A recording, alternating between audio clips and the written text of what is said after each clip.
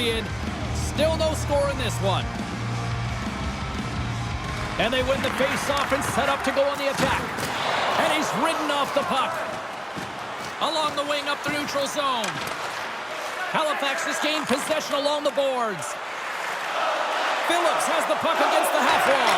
He scores! Well, talk about a blast of energy. It's the kid. Wow, how exciting for him, hey, James? I mean, the preparation, the work you put in to get into this league, and it is so difficult.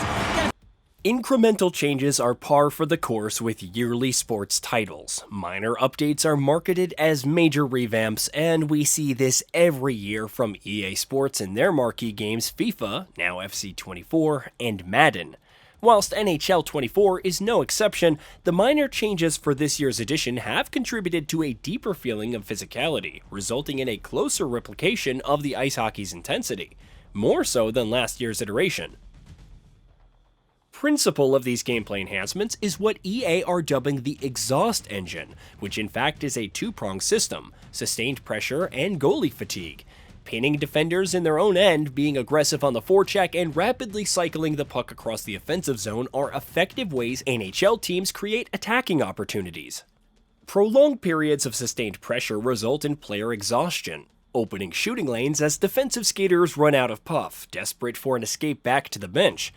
Keep the puck penned into the offensive zone beyond the blue line in NHL 24, and a segmented pressure meter appears in the center of the ice.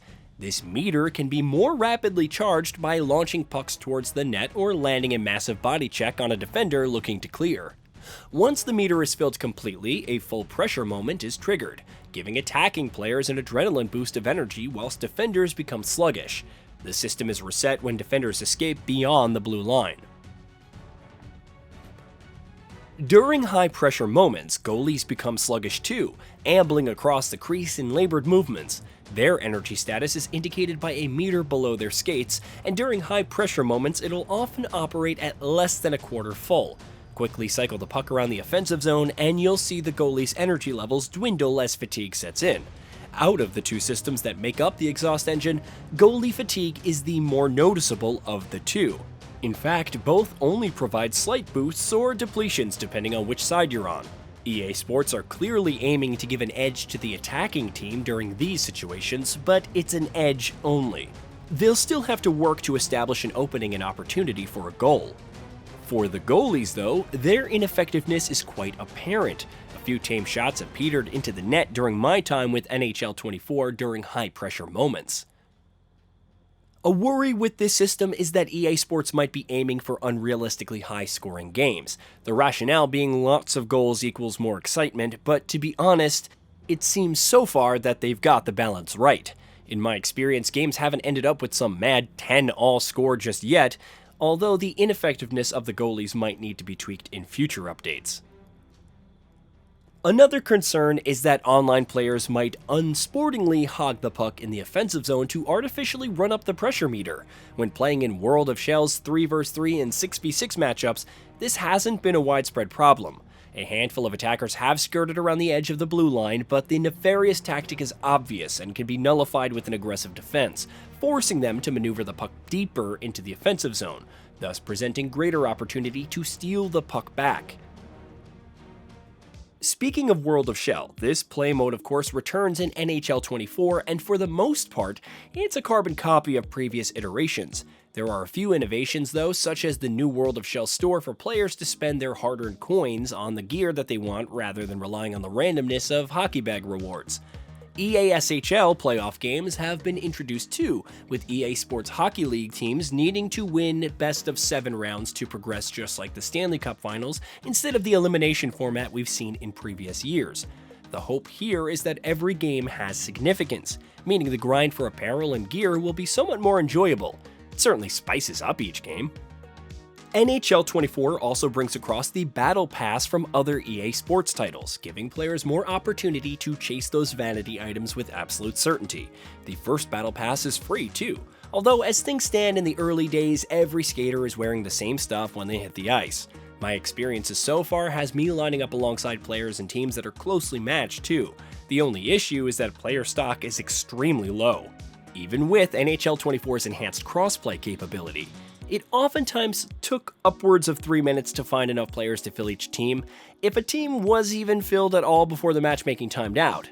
For the most part though, online connections are smooth, with only minor moments of lag occurring, although there are strange blocky blue squares that would momentarily glitch onto center ice during some 3v3 matches on my PS5, but to be honest, those were only a minor distraction.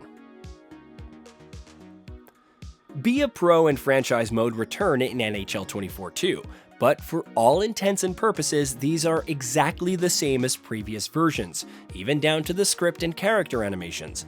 In my review for NHL 23, I spoke of EA Sports needing to refresh some of NHL's game modes, and these two are the primary offenders.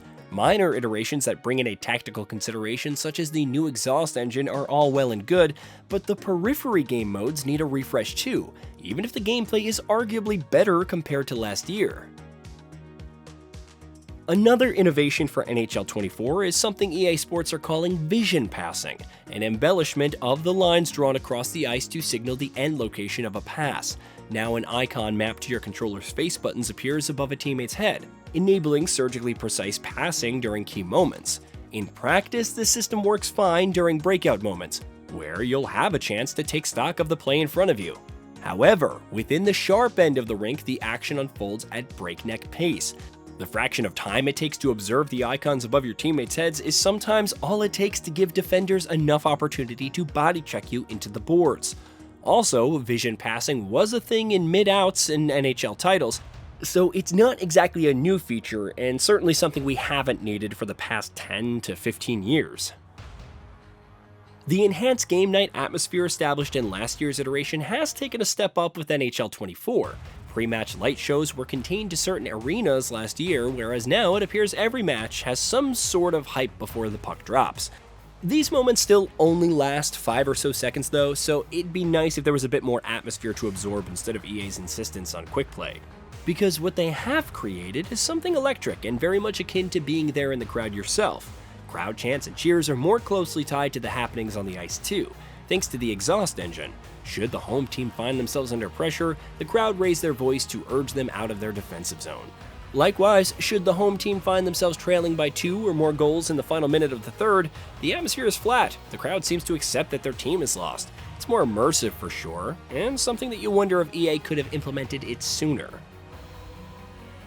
Some things I'd still like to see to improve the overall presentation even more: better, more reactive crowd animations in the front row, more unique light shows for each arena, and replays for every big hit and epic save, and not just for goals. Although those slow-mo goal replays, they really are exceptional. And full pre-match presentation, locker room interactions and playable warm-ups, that sort of thing.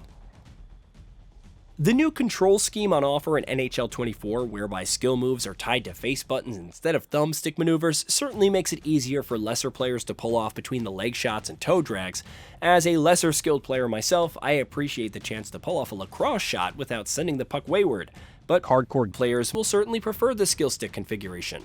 Thankfully, the setting menu has both control schemes selectable. So last year, I gave NHL 23 a 7 out of 10 score. Is NHL 24 worthy of an 8 out of 10? Well, some required presentation improvements and refreshes to certain game modes aside, the on-ice action does feel better than last year, so 8 out of 10 it is. Is it worth the asking price if you bought NHL 23? Well, no. Annual sports titles never are, but if you haven't taken to the ice recently, then NHL 24 is a valid entry point.